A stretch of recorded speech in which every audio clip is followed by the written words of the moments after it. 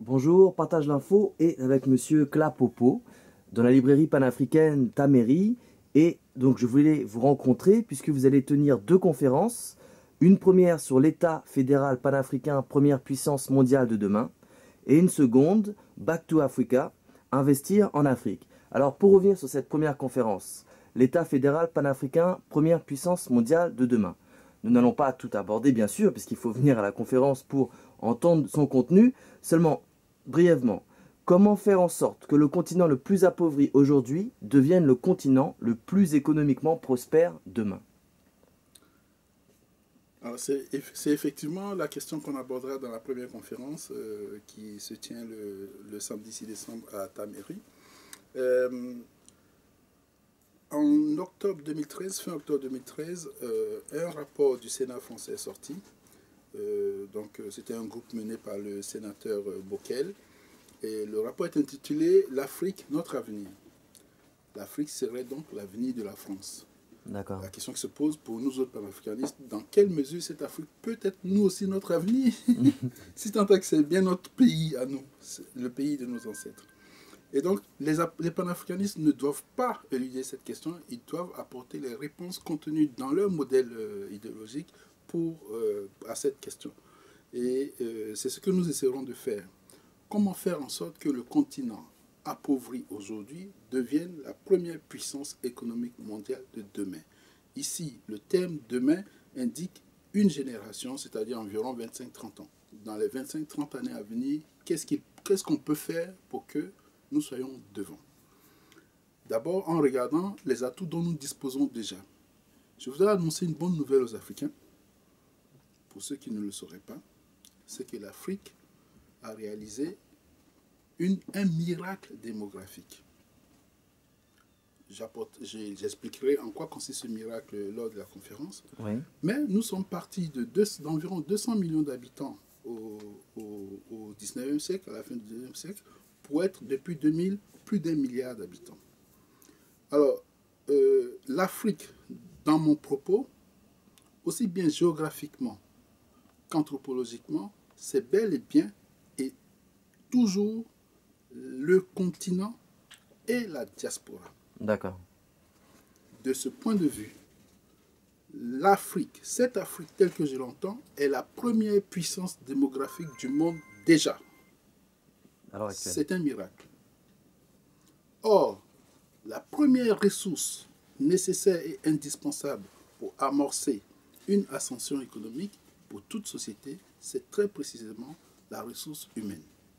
C'est d'avoir été amputé de ces ressources humaines au cours des siècles précédents que l'Afrique se trouve dans l'état où elle est. C'est une cause et simultanément une conséquence, l'Holocauste qu'a subi l'Afrique. Et depuis la fin des décennies 90, l'Afrique a reconstitué ses capacités démographiques au niveau où celles-ci étaient au XVIe siècle avant d'avoir été agressées. D'accord. C'est un événement sismique dont nous n'avons pas assez conscience et qui a un potentiel économique inimaginable. On pourra lire donc ce rapport Bockel pour voir dans quelle mesure les uns et les autres essaient d'en tirer parti, alors qu'il revient aux Africains d'abord d'en tirer parti. C'est ce que j'essaierai d'expliquer dans cette conférence. Ce n'est pas le seul atout, c'est l'atout primordial, indispensable. D'abord de la ressource démographique, c'est-à-dire de la ressource humaine. D'autres peuples qui ont subi ce que nous avons subi ont disparu purement et simplement de la planète. Je parle par exemple, ou presque, je parle par exemple des autochtones d'Australie, qui n'ont plus de pays, parce qu'ils ont été purement et simplement regroupés, soit éliminés, soit regroupés dans des réserves indiennes. Je parle des autochtones d'Amérique, qui ont disparu aussi purement et simplement, ou alors, pour ce qui en reste, ont été regroupés dans des réserves indiennes. Seule l'Afrique s'est relevée démographiquement de cette hécatombe, et je pense que c'est un point primordial pour amorcer le reste. Pour le reste, précisément, il faudra venir à la conférence pour voir dans quelle mesure cet atout peut être mis en œuvre. Alors, il s'agit bien de réfléchir avec ceux qui viendront à la conférence sur un certain nombre d'hypothèses, un certain nombre de conditions qui, si elles étaient réalisées par les Africains eux-mêmes, créerait ce que je dis, à savoir la première puissance économique mondiale de demain. Donc il s'agit bien de réfléchir ensemble sur comment on pourrait y arriver et je vais modestement apporter quelques pistes de réflexion. Alors justement, c'est peut-être un moyen d'y arriver aussi, le thème de la seconde conférence, Back to Africa, investir en Afrique. Alors, pourquoi les panafricains doivent-ils s'investir en Afrique et investir massivement le terrain économique du pays des ancêtres? Quelles opportunités d'affaires en Afrique pour la diaspora? Comment organiser un courant d'échange socio-économique panafricaniste entre l'Afrique et les pays de la diaspora africaine? Bon, c'est beaucoup de questions, elles seront abordées complètement pendant la conférence, mais est-ce que vous pouvez nous donner une petite idée un petit peu? Oui, alors il ne suffit pas de s'enorgueillir de ce que nous sommes aujourd'hui la première puissance démographique du monde. Que faisons-nous de cette force? Déjà, commençons par en avoir conscience. Et ensuite, qu'en faisons-nous vraiment?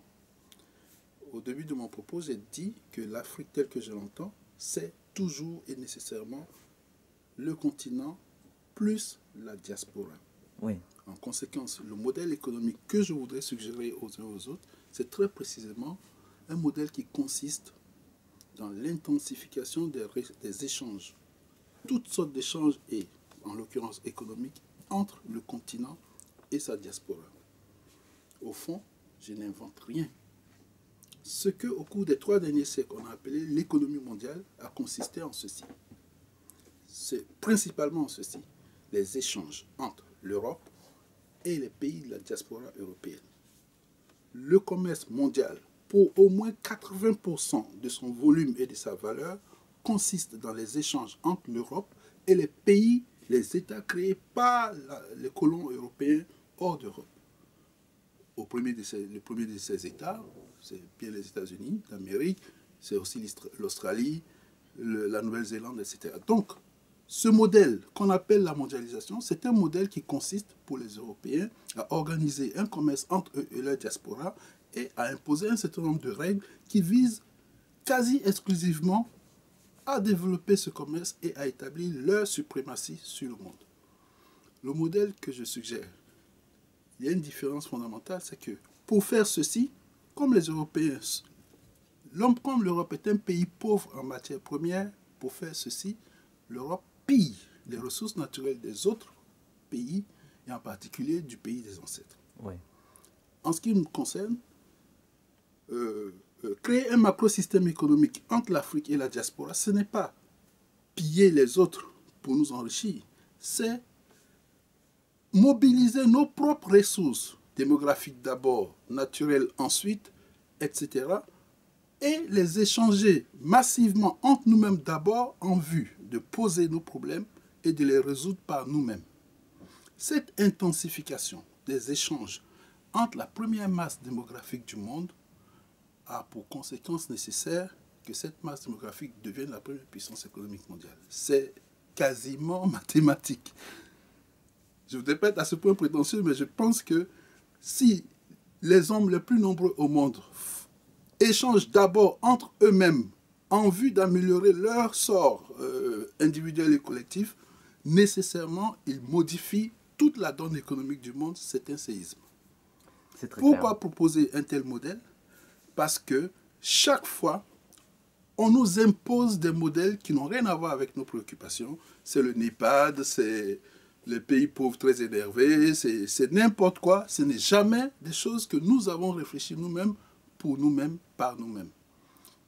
Or, le modèle dont je me réclame, le modèle idéologique dont je me réclame, qui est le panafricanisme, recèle en son sein tous les outils nécessaires et suffisants pour inventer une économie panafricaniste qui fasse de nous, en tout cas, ce n'est pas l'objet que de devenir la première puissance économique, en tout cas, c'est l'objectif ultime, c'est que nous nous relevions de l'appauvrissement, de l'état d'appauvrissement dans lequel nous sommes maintenus depuis trop longtemps. Nous avons les moyens d'y arriver. Je voudrais suggérer quelques-unes des voies pour atteindre ces moyens. Eh bien, c'était très clair. C'est donc 2 conférences de M. Klapopo. La librairie panafricaine Taméry. On vous invite à suivre la page Facebook pour voir les prochains rendez-vous. M. Klapopo, merci beaucoup. Je vous en prie. Merci à vous de m'avoir interrogé.